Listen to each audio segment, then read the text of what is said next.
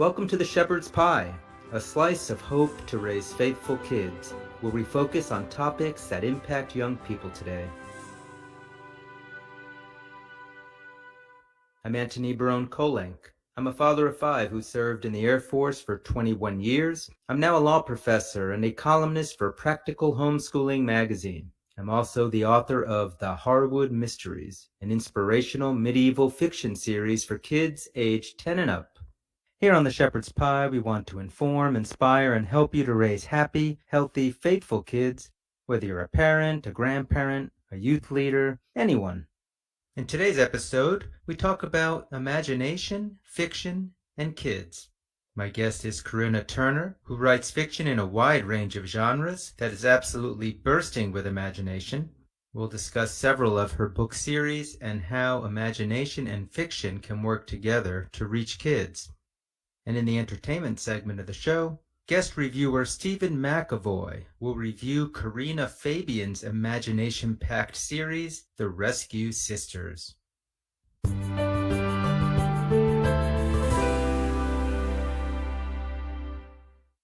Nowadays, we sometimes wonder what kids are doing to use their imagination.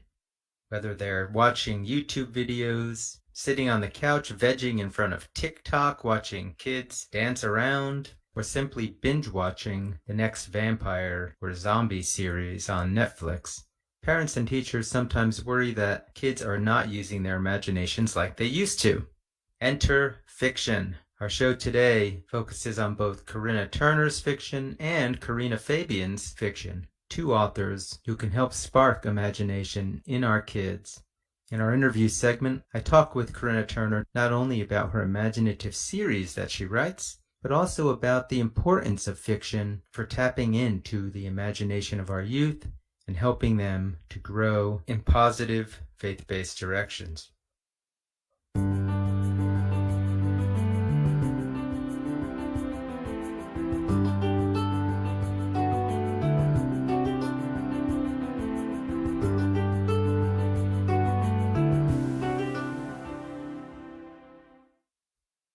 Today I have with me, all the way from the United Kingdom, Corinna Turner. She is the author of several series for teens and young adults, including the I Am Margaret and Unsparked series, which are both dystopian, and the Friends in High Places series, which is about friendship with the saints. Corinna is a lay Dominican with a Master of Arts in English from Oxford University.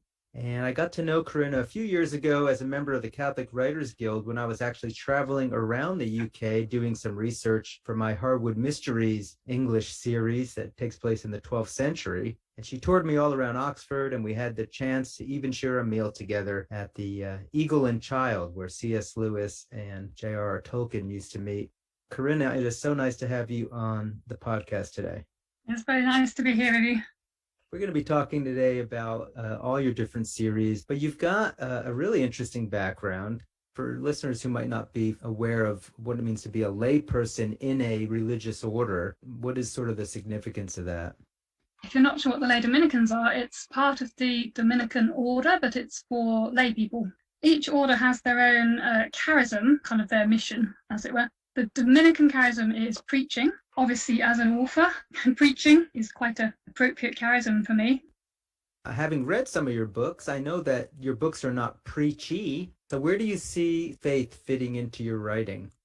There's a saying which is attributed to St. Francis, but it probably wasn't actually him who said it, which is preach wherever you go, if necessary, use words. And I think you can apply it to fiction. Obviously, fiction is words, but in the sense that you can just preach through the story and through the characters and through the reader's experience rather than preaching in so many words.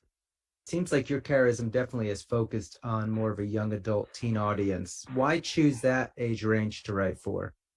Well, when I started writing, I was only 14 myself, so it would have been quite odd if I'd started writing adult books. And I continued to write for that age group as I got older because young adult fiction continues to have, I think, a balance of action and adventure, but also hopefulness that I think is sometimes missing from adult fiction.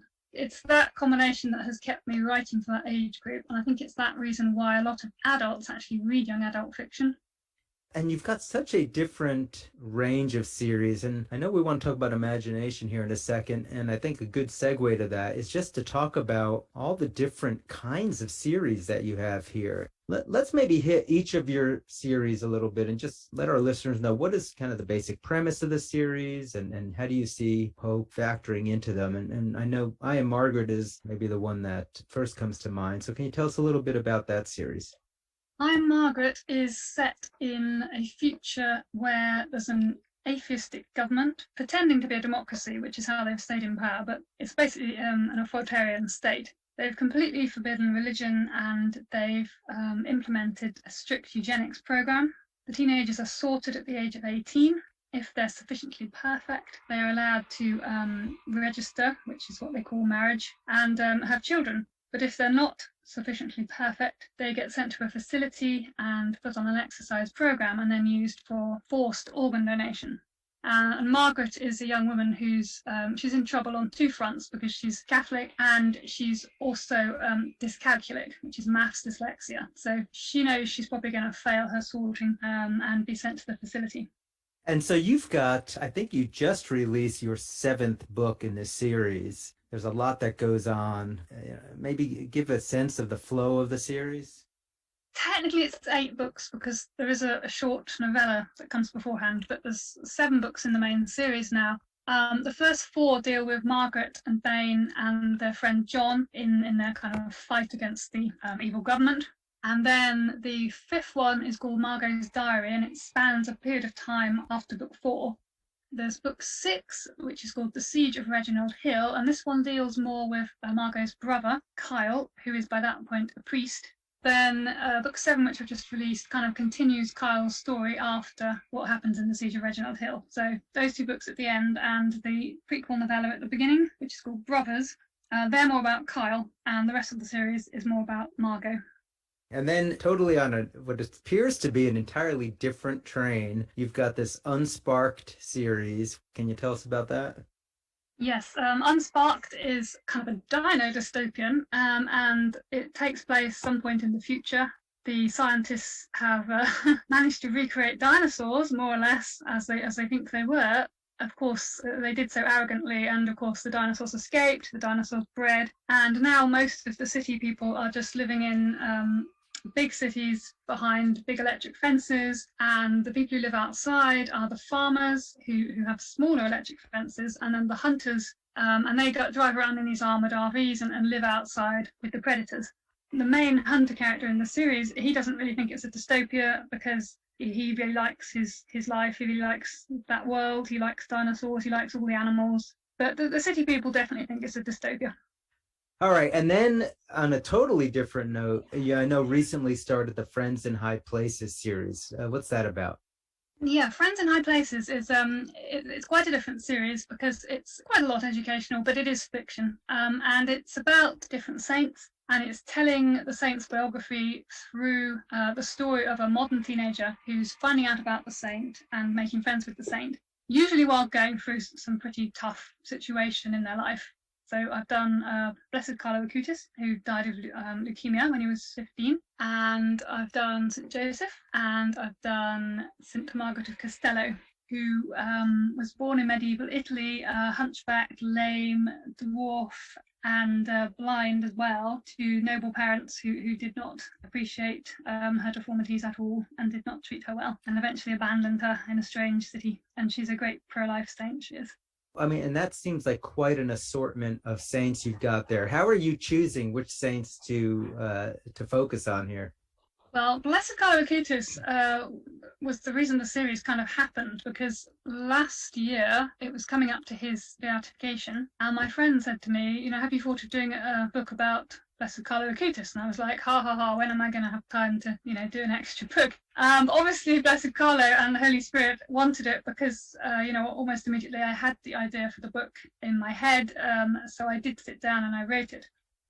St. Joseph was because it's the year of St. Joseph, and I really wanted to include him because obviously he's a great saint for teens, especially with purity, which is a huge issue for teenagers nowadays. So St. Joseph actually got 2 books in the series because the first way I was drawn to for presenting him to teenagers was quite way out. So I actually wrote a spin-off book, which is where one of the characters from the main series watches Blade Runner, and then he reads a book about Joseph and Mary, and then he goes to sleep. And he dreams the nativity story set in like a Blade Runner-esque world. So the idea of that one, which is called Do Carpenters Dream of Wooden Sheep, is to let people actually see it all afresh. And St. Margaret of Castello was because she's a fantastic saint, and she was also being canonized this year. So I was interested in her, and the Holy Spirit gave me I think it's a great plot to go with her. Yeah, because she had a really hard life. And I have to say, the teenager that makes friends with her, he has a pretty rough time of it as well. But yeah, I think it's a good introduction for teens to her, because she's awesome. So when I just hear you talk about all 3 of these different series, and we haven't even talked and won't have probably time to talk about the different standalone books that you have out there, but what's pretty clear is that you have a very vivid imagination. You're sort of able to take us in all these different places. So what do you say to people who might say, well, we're just basically giving our kids books to read with all this sort of fantasy stuff, and we're taking them out of the quote unquote real world. Do you have any thoughts about that?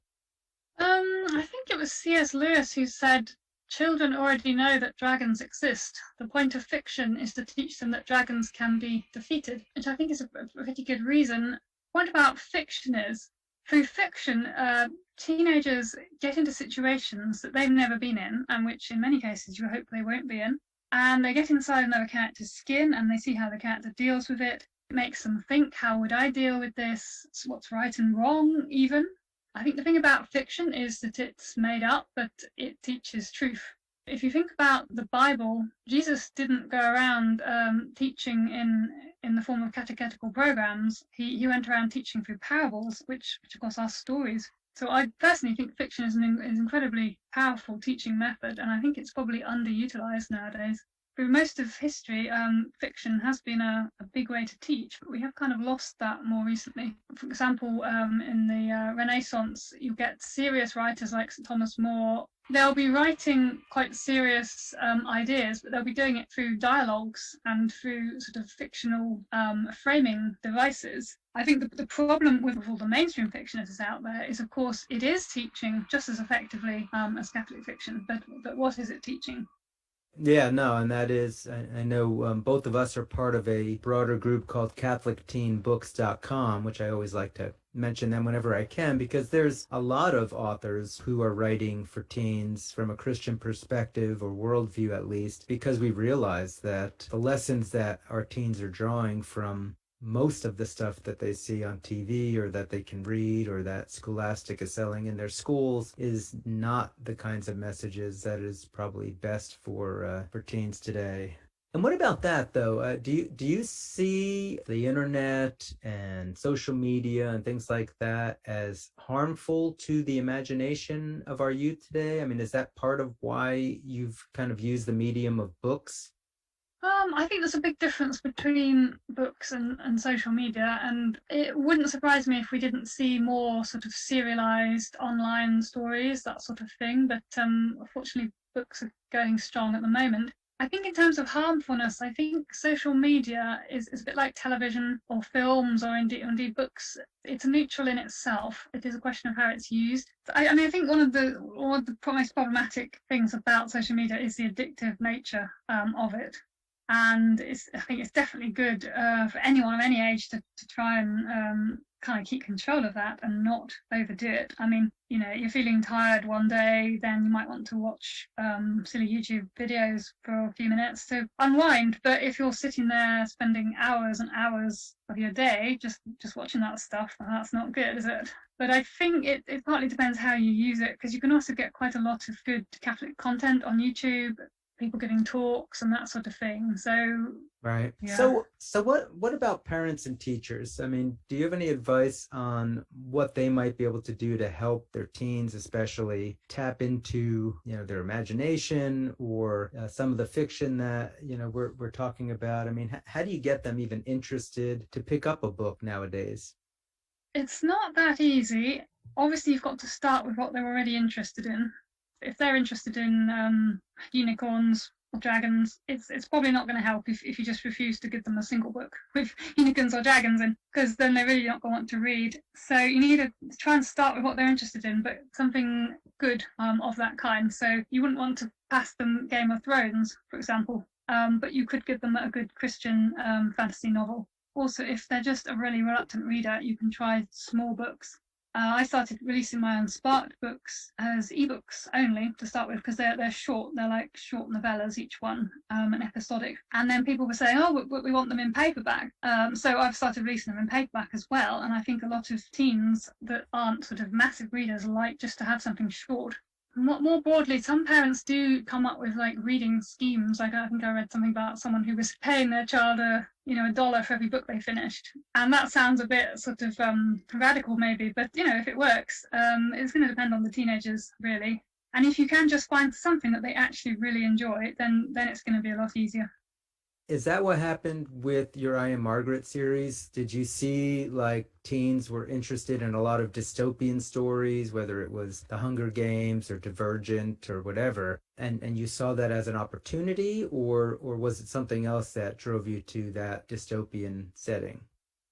Well, I was writing fiction aimed at the mainstream at that point, and I was getting quite frustrated because certainly in the UK it felt like you couldn't write mainstream fiction that really had any Christian faith in. You had to kind of keep it out, and that was feeling really unrealistic to me, and getting quite frustrating. So I had the idea for Margaret when I was on retreat in a convent, in a dream, and I thought, right, I'm just going to write this book exactly the way I would write a mainstream novel, but I'm going to let the faith come into it. The basic idea was from the dream, but it basically kind of came from three influences. One of them was The Hunger Games. One of them was the movie of Never Let Me Go, not the book, which I carefully never actually read because I didn't want to get influence. And the third was the life of St Margaret Clitheroe, British saint from the Elizabethan period, who was martyred for hiding Catholic priests. And it was from the dissatisfactions with The Hunger Games and Never Let Me Go, the movie, things I didn't think were realistic about it. And then it was the inspiration from St Margaret Clitheroe, and the three kind of came together. It was in the dystopian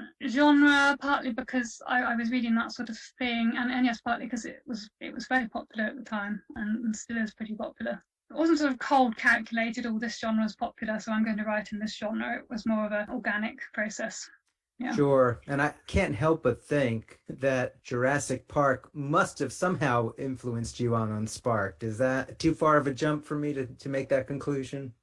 No, indeed. Unsparked is actually an idea I have had since I was a teenager. I had it, I think I was fairly low down the school when I first had the basic idea for Unsparked, which was the fenced cities and the dinosaurs roaming. And yes, obviously it comes from Jurassic Park. If they made dinosaurs, they would escape. It's pretty much a given, because people always think it won't go wrong. It will. So yes, that was a really, really old idea of mine. And I finally thought, oh, well, I want to do this. And I thought the only way I've got time to do this is if I just do it in short episodes. So some people are like, oh, we'd like it all in one book, but no, it's in episodes because that is the only way I've got time to actually write it at all. So yeah. And you are, as I mentioned, very prolific. As I say, sometimes you're able to write books faster than I'm able to consume them at this point, because of all the demands on my life also. But what's really neat is that there are so many different genres that you're writing in that I think it's almost like for any teen, they should be able to find something in your selection that would be tickle their fancy, if you will. All right, as we can have an adult series now as well. Oh yeah. Well, let's mention that real quick. Tell us about your adult series. Yes, it's only 2 books, and they are very short, very, very short. But the first one's called Three Last Things, or The Hounding of Carl Gerald, Soulless Assassin. And it's set in a prison on the day of a assassin's execution. And he's very unrepentant at the beginning, and he's almost out of time. So that's where that series goes from. And there's nothing actually in it that's objectionable for teenagers, but it's basically for adults. He's grown up, Yeah, and I did read one of those, and I sort of viewed it as more of an older teen, new adult, maybe kind of an audience. I didn't see that as objectionable to an older teen audience either.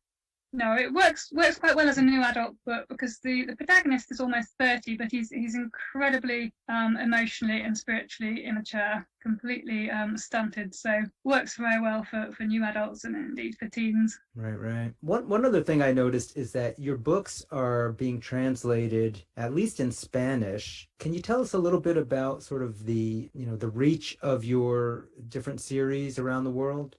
Yes, my novella Someday, which is from another series which we haven't talked about, which is a retelling of the kidnapping of the Chibok schoolgirls in Nigeria in 2014, but it's retold and set in the West to help the reader to kind of really understand what it's like when this kind of thing's happening to you. That one was translated into German by a German publisher. One of my Friends in High Places series has been translated into Spanish and Italian, which I organised, and then it's just been released in Czech by a Czech publisher with a lovely cover. Lovely little book they produced, so that's very nice. Yeah, so that's and I Am Margaret has been translated into Italian as well, so it's slightly random. But yeah, I was gonna say, what is the overall plan for these? Because those do seem like interesting options that you wouldn't normally think came from a marketing department or something. Yeah, well, the Czech publisher just got in touch and wanted it, so that was just great. Spanish and Italian, obviously a lot of Catholics in those languages, so I thought they might particularly appreciate those books. And the German one, again, the publisher got in touch and said, I'd like to translate someday. Wonderful. All right, so how can people get a hold of all these different novels, and where would you like them to go to learn more information about you? I have a website, which is www.iammargaret.com. You can go to any of the major bookstores, really, and read samples. So you can go to Amazon, you can go to Barnes & Noble. You can order them all from your local bookshop, and you can find out more information about most of them on Catholic Teen Books as well. Wonderful. And any parting words of advice for our listeners about either reading, writing, imagination, reaching teens? Yes, I'd say don't be afraid to try and get your kids reading. Get them reading the right stuff, but don't hold back about sensitive subjects, because some parents, they hold back until it's too late and their child has already encountered it from somewhere else in the wrong way. I would say find some good Catholic or Christian books that deal with sensitive subjects and try and get your kids reading them.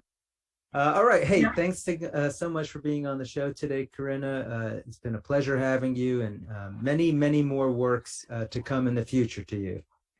Thank you. And the same to you.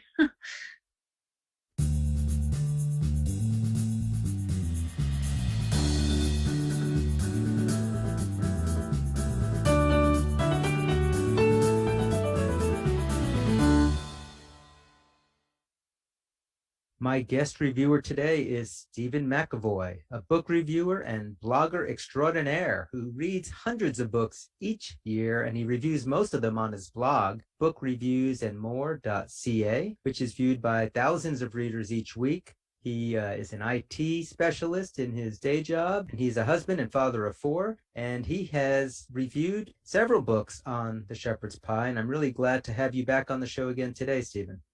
Thank you. It's a pleasure to be here. So what have you brought us to review today?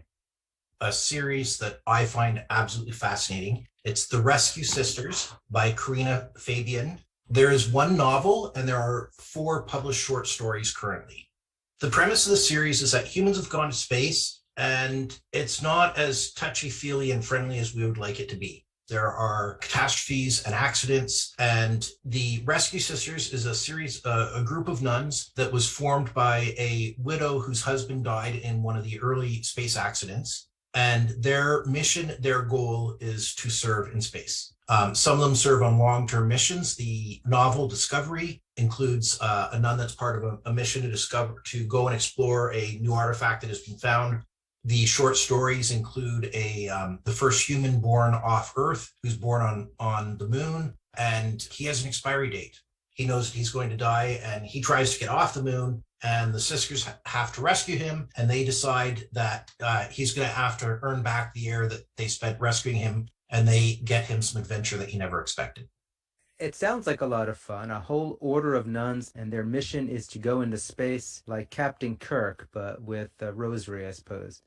Pretty much. Though not all of the stories, the final story, the one that just recently released, is actually about a deacon. He's a deacon who serves 6 months on a mining expedition and then 6 months back home. He's part of a mixed marriage. He's Catholic. His wife is not. And it's gotten to the point where she wants to start having children and doesn't want him gone for long periods of time anymore. And they experience a Eucharistic miracle. That's pretty cool. All right, so what are the names of each of these? The novel is Discovery. The 4 short stories are Antivenom, Moon Boy, These Three, and Our Daily Bread. And what age range are these stories for, do you think? 11, 12 up, depending on their reading level and their maturity. And how present is sort of the religious or Catholic message in the stories? It's very present in all of them. In the story Antivenom, for example, the nuns go to rescue a ship that has stopped responding. And when they get there, there are snakes all over the ship.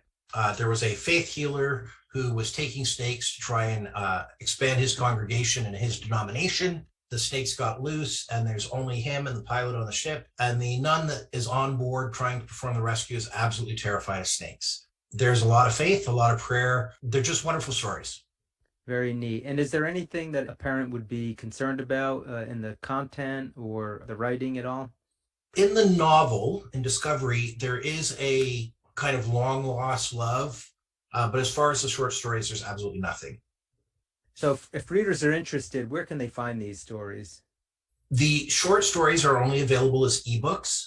I know for a fact they're available on Amazon Kindle. I'm not sure about other platforms. Discovery is available both in print and as an ebook. Wonderful. All right. Raving reviews for The Rescue Sisters by Karina Fabian. Steven, thank you so much for being on the show today. Thank you. It was a pleasure.